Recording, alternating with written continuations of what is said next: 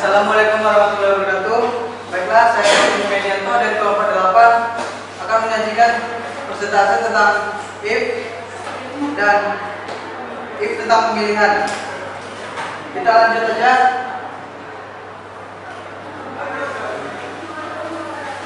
Sebuah perintah yang memungkinkan kita untuk melakukan sebuah pemilihan atas perintah yang akan dijalankan hanya jika syarat dalam satu kondisi itu terpenuhi. If itu digunakan ketika kita hanya memiliki sebuah kondisi pemilihan, dan else if digunakan ketika kondisi atau syarat pemilihan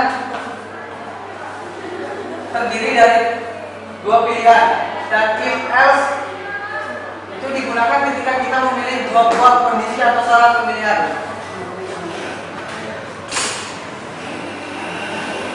Kita langsung saja if, yaitu bagian pertama itu adalah kondisi, dan bagian kedua if itu adalah syaratnya, dan echo itu bilangan dari bilangan positif itu adalah statementnya. Kemudian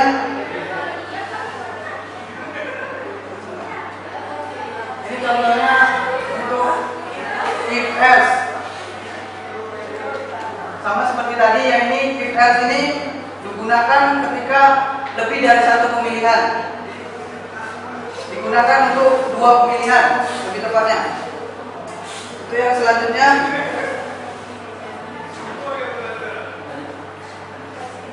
Else if digunakan lebih dari dua pemilihan,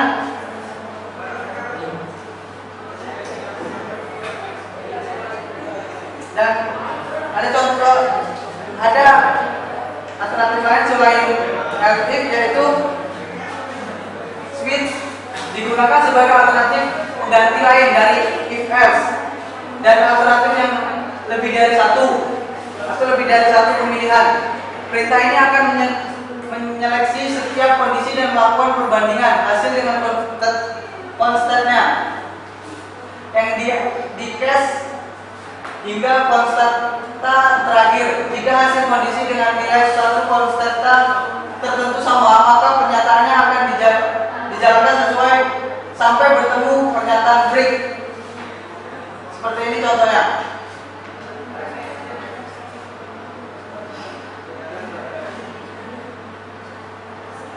Kemudian akan dilanjutkan oleh Rizky Wayuningsi dengan pengulangan.